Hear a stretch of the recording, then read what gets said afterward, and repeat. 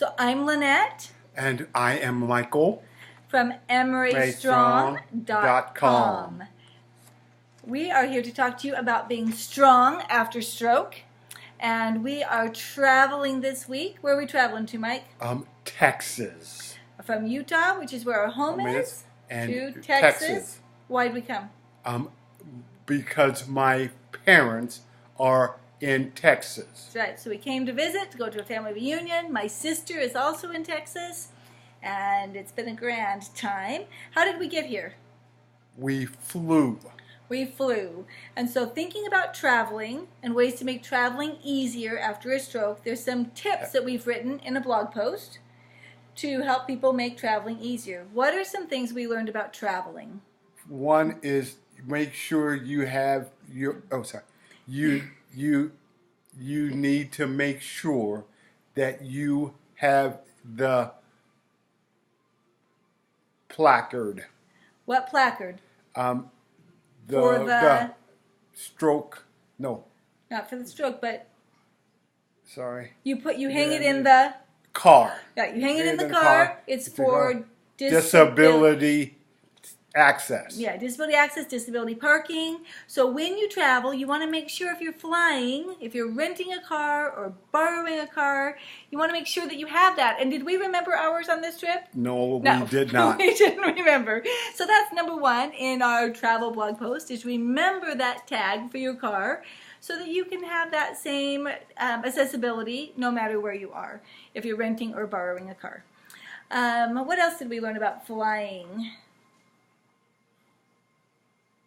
I can't remember. Does it take extra time? Oh, we need to make sure that you have extra time to do things that you need to do. And going through security takes extra time. Checking luggage can take extra time.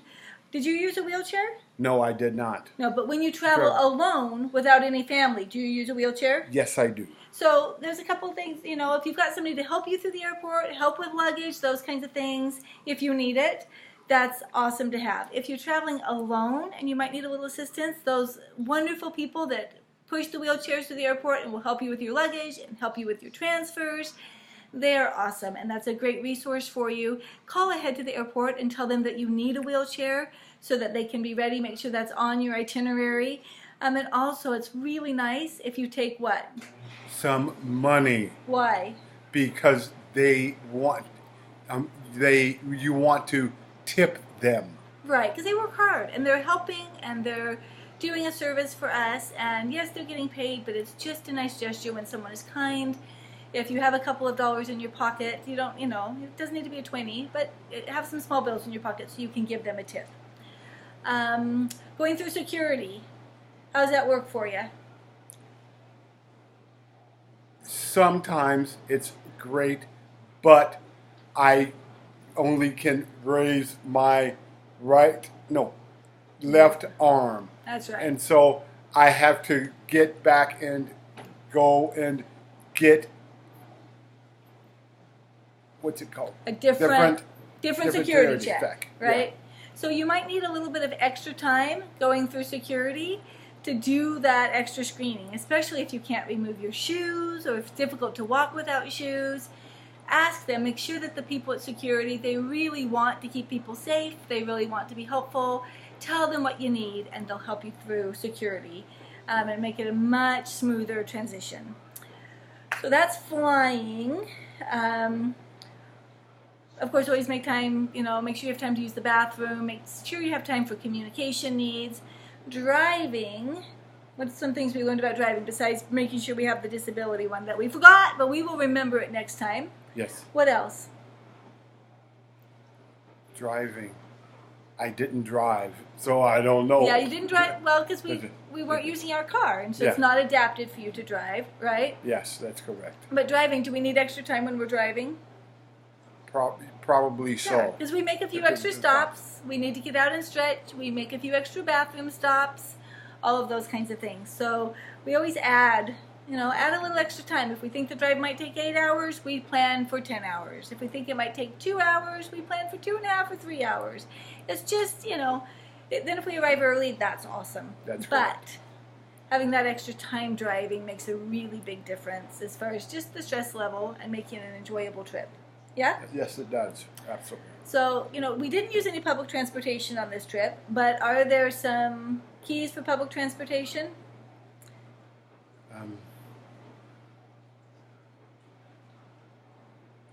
Make sure that you have a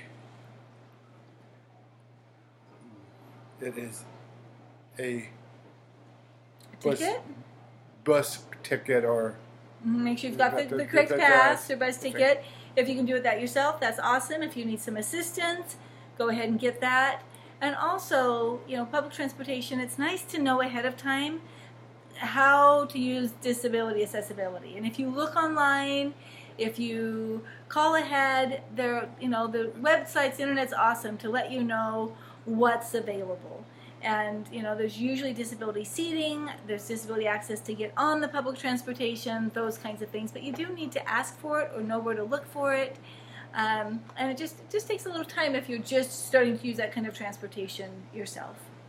So, but by all means, a lot of people that we've seen talking on Facebook and whatever talk about a lot of anxiety with traveling after a stroke because they're worried about having another stroke, they're worried about not having the medical attention. Oh, and that makes me think of, you need to make sure that whatever medication you take, make sure you bring a couple of extra days worth of medication, just in case what?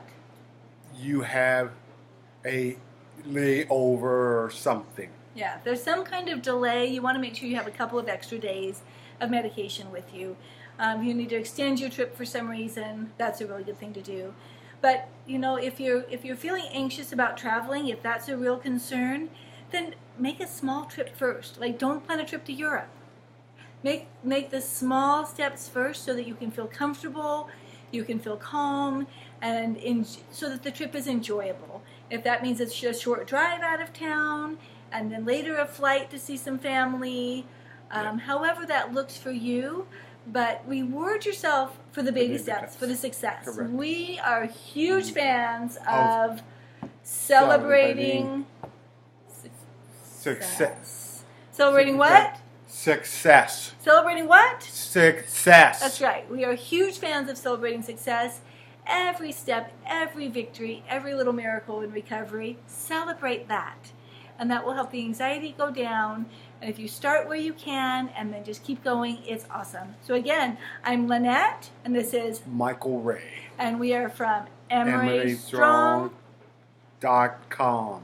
We want you to be strong after stroke. Have a great day.